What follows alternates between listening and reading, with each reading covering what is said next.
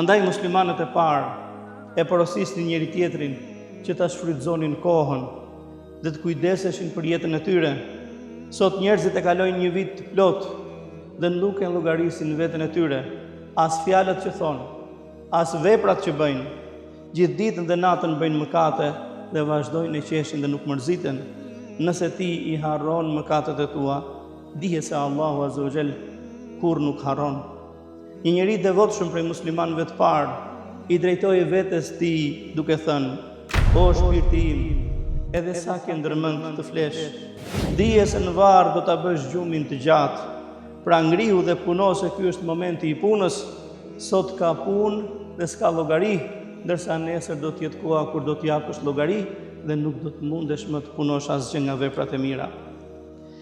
Edhe të mirët, edhe të këqijt e kanë vajtuar jetën e shkurtër dhe kanë dëshmuar se koha kalon shpejt.